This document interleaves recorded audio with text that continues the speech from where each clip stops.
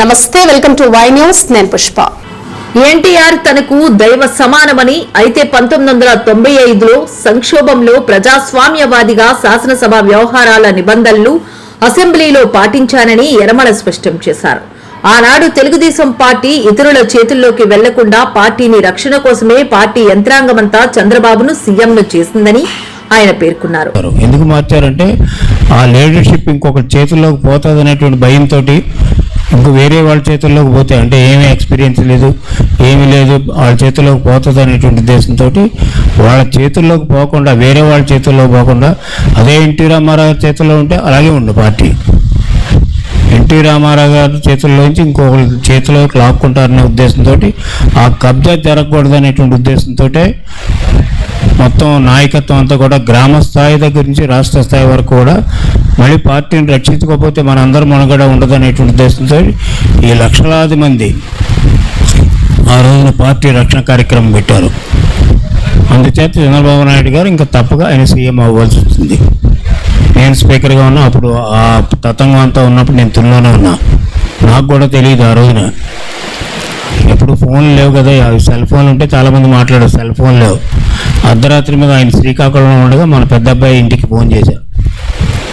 ఉన్నాడు కదా పెద్ద అబ్బాయి, ఇక్కడ పెద్ద అబ్బాయి ఇంటికి ఫోన్ చేశారు ల్యాండ్ లైన్కి. నేను పడుకున్నా, జడ్పీ గెస్ట్ హౌస్లో ఉన్నా, పడుకున్నాం. ఎవరో కబురు వచ్చారు, ఇలాగా చంద్రబాబు నాయుడు గారు మాట్లాడతారంటే వెళ్ళి మాట్లాడి వచ్చేసా. తర్వాత తతంగం అంతా నడుస్తుంది, ఎమ్మెల్యేస్ వీళ్ళందరూ కూడా. సరే మీరు ఎక్కడున్నారంటే నేను తుల్లో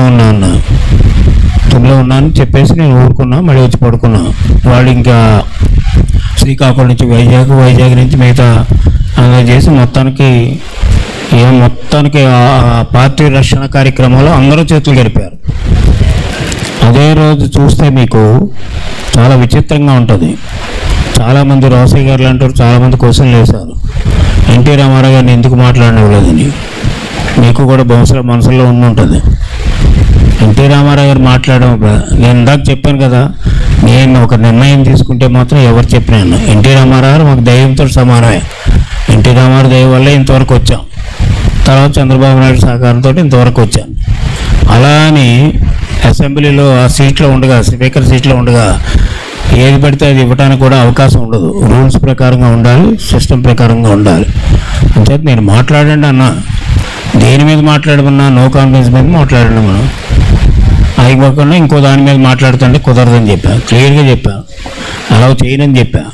తర్వాత వీళ్ళందరూ కూడా కాంగ్రెస్ వాళ్ళు గొడవ చేస్తే ఆ డాక్యుమెంట్స్ అన్ని తీసి, ఆ రికార్డ్స్ అన్ని తీసి రోసయ్య గారు పంపించా, చూడండి ఏమన్నా. అప్పటి నుంచి ఇంకా వాళ్ళు మాట్లాడలే. ఎంచేతంటే మనం ఒక పద్ధతి మీద ఉంటే, అంచేత ఒక సీట్లో కూర్చున్న తర్వాత ఏది న్యాయం ఏది న్యాయం కాదు, ఏది ధర్మం ఏది ధర్మం కాదు అనేటువంటి, ఇప్పుడు నా దగ్గరికి వస్తున్న చాలామంది కోపం ఉంది, నా మీద కోపం ఉంది, నాకు వాళ్ళ మీద కోపం ఉంటుంది. ఏం చేతంటే ఒక పద్ధతిని పాటించాలి, పద్ధతిని పాటించకుండా ఒక ధర్మాన్ని పాటించకుండా మా తమ్ముడు వచ్చాడు కదా నేను అన్నీ చేసేస్తాను, లేదా రాజేష్ వచ్చాడు అన్నీ చేస్తాను, అబ్బాయి వచ్చాడు కదా అన్నీ చేస్తాను, అలా చేస్తే నన్ను ముందు బయట పంపించేస్తాను. మీరు నష్టపోయేది ఒకడే ఉంటారు కానీ లాభం పొందేవాళ్ళు చాలామంది ఉంటారు.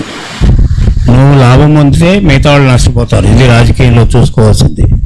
నీ లాభం గురించి నీ లాభానికే నేను చేస్తే నీకు చేయొద్దు అన్న వాళ్ళు చాలామంది ఉంటారు. ఆ ఇష్యూని ఈనాడు కుటుంబ తగ్గులు ఎన్ని అయ్యే కదా, అంచేత అలా వస్తూ ఉంటాయి. అందుచేత ఏంటంటే ఆ రోజున అదొక పార్టీ రక్షణ కార్యక్రమం. రెండవది, పార్టీని ఎలా రక్షించుకోవాలో ఆ రోజు ఉన్నటువంటి పార్టీ యంత్రాంగం అంతా కూడా గ్రామ స్థాయి పై వరకు కూడా సపోర్ట్ చేశారు ఆ రోజు ఆ ఇష్యూని.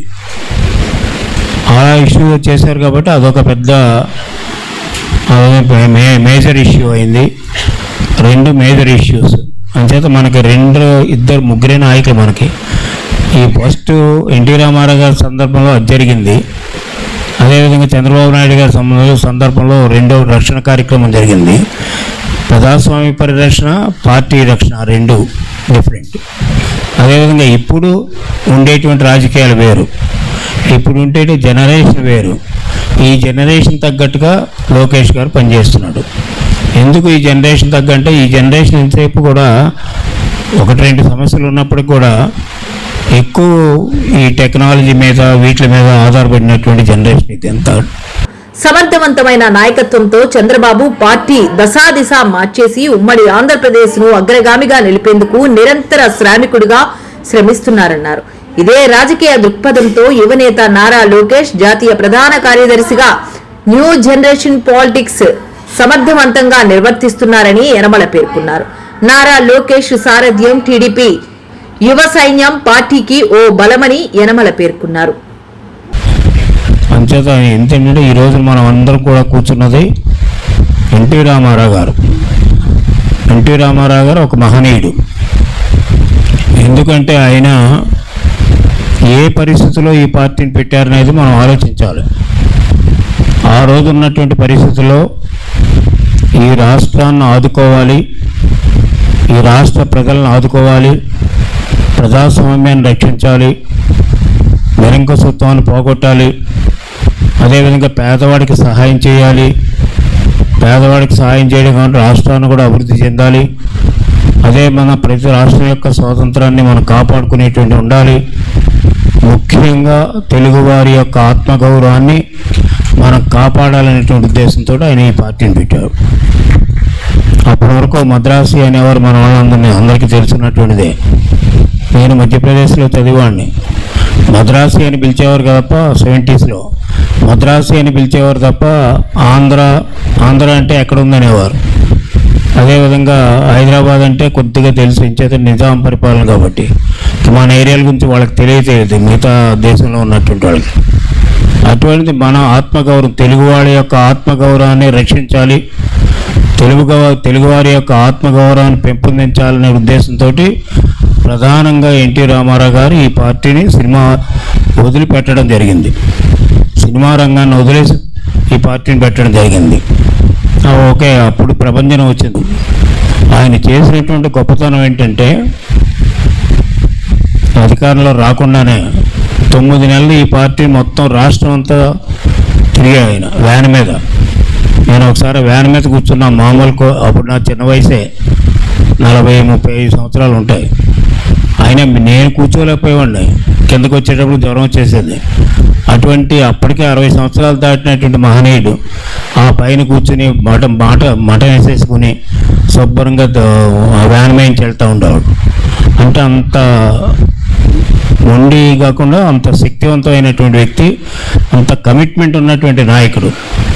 ఈ రాష్ట్రానికి ఏదో చెయ్యాలి, ఈ రాష్ట్రాన్ని బాగు చేయాలి, అప్పుడు ఉన్నటువంటి పరిస్థితుల నుంచి కాపాడాలి అనేటువంటి ఉద్దేశంతో ఆ రోజున ఎన్టీ రామారావు గారు, అప్పటికి సినిమా రంగంలో టాప్ హీరో అతను. ఆ రోజుల్లో ₹1,00,000 సంపాదించాయని పెద్దగా చెప్పేవారు. అంత టాప్ హీరో. ఎందుకు రాజకీయంగా ఆయన సక్సెస్ అయ్యారంటే ఆయన సినిమాలు చాలా చూస్తుంటారు.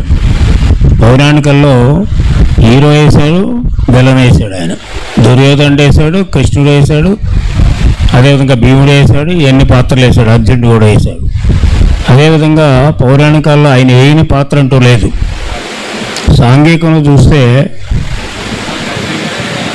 రిక్షావాళ్ళ పాత్ర వేశాడు, అదేవిధంగా బడిపంతుల పాత్ర వేశాడు. ఎందుకంటే వివిధ పాత్రల్లో ఆయన లీనమైపోయాడు యాక్ట్ చేసేటప్పుడు. అవి సమాజంలో ఉన్నటువంటి పరిస్థితులే, ఇవన్నీ పాత్రలే.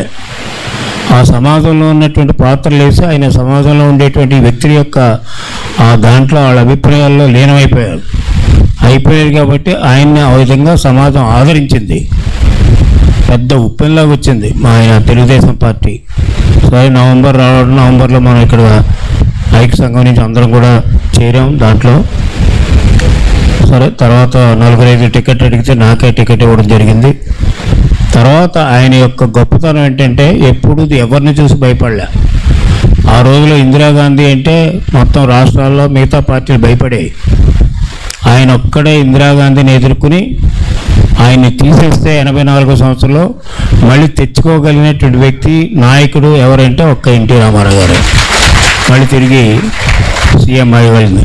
నేను కూడా అప్పుడు క్యాబినెట్లో ఉన్నా. ఆ రోజు మేమంతా మైసూరు వెళ్ళడం, పెద్ద ప్రజాస్వామ్య పరిరక్షణ అనేటువంటి కార్యక్రమం వాజ్పేయి గారు, ఏపీ సింగ్ వీళ్ళంతా కూడా. అప్పుడే తెలుగుదేశం పార్టీకి ఒక రికగ్నిషన్ వచ్చింది నేషనల్ లెవెల్లో. పెద్ద పెద్ద వాళ్ళంతా కూడా, చంద్రశేఖర్ కానీ, విపి సింగ్ కానీ, వీళ్ళందరూ సిపిఎం నాయకులు, నేషనల్ లీడర్స్ అంతా ఎప్పుడు హైదరాబాద్ వచ్చి ఆయనతో డిస్కస్ చేసేవారు. అప్పుడే నేషనల్ ఫ్రంట్ ఫార్మ్ అయింది. నేషనల్ ఫ్రంట్కి ఈయన కన్వీనర్ అయ్యారు. తర్వాత ఎలక్షన్స్ వస్తే వీపీ సింగ్ ప్రధానమంత్రి అయ్యారు. అంచేత మొట్టమొదటిగా నాన్ కాంగ్రెస్ పార్టీని సెంటర్లో నిలబెట్టినటువంటి ఘనత కూడా ఒక్క ఎన్టీ రామారావు గారికి తెలుగుదేశం పార్టీది. అందుచేతే మన పార్టీకి అంత గుర్తింపు. తర్వాత చంద్రబాబు నాయుడు గారు వచ్చిన తర్వాత కొన్ని విధానాలు ఎన్టీ రామారావు గారి విధానాలను అవలంబిస్తూనే ఈయన ఒక రాజకీయంగా నేషనల్ లెవెల్లో ఎదిగారు. యూఎఫ్ యునైటెడ్ ఫ్రంట్ అనేటువంటి ఆ రోజు నేను ఉన్నా మంత్రిగా. యునైటెడ్ ఫ్రంట్ అనేటువంటి ఏర్పాటు చేసినప్పుడు ప్రైమ్ మినిస్టర్లు కూడా మనం చెప్తే చేసేటువంటి ప్రైమ్ మినిస్టర్లు కానీ, అదేవిధంగా ప్రైమ్ మినిస్టర్లు కూడా ఎవరైతే బాగుంటుందని కానీ, ఎవరైతే ప్రమోట్ చేస్తే బాగుంటుందనే ఉద్దేశంతో సూచించినట్టు వ్యక్తి ఈఎఫ్లో చంద్రబాబు నాయుడు గారు. అందుచేత ఆ రోజు నేషనల్ ఫ్రంట్లో ఎవరు ప్రధానమంత్రి ఉండాలి, ఈఎఫ్లో ఎవరు ప్రధానమంత్రి ఉండాలి అని చెప్పగలిగినటువంటి శక్తివంతమైనటువంటి నేషనల్ లెవెల్లో రీజనల్ పార్టీస్లో ఒక్క తెలుగుదేశం పార్టీ అనేది కూడా మీకు ఈ సందర్భంగా మనవి చేస్తున్నాను. నాకు ఎందుకంటే నేను ఆయనతో కూడా తిరిగేవాడిని కదా ఇప్పుడు. అందుచేత ప్రతి విషయం నాకు బాగా స్పష్టంగా తెలుసు. అందుచేత ఆ విధంగా మనం చేయగలిగాం. అయితే ఎన్టీ రామారావు గారి యొక్క గొప్పతనం ఏంటంటే ఆయన మనసు చాలా మంచిది. మేము దగ్గర నుంచి చూసాం. కాకపోతే కోపంగా, మనిషి మాత్రం కోపంగా, ముఖం మాత్రం చాలా కోపంగా ఉంటుంది, గాంభీర్యంగా. కానీ ఆయన మనసు చాలా మంచిది. అందుకనే ఆయన పెట్టినటువంటి పాలసీ తిండి, బట్ట, ఇల్లు ఎవరి గురించి పెట్టాడు? పేదవాళ్ళ గురించి పెట్టాడు.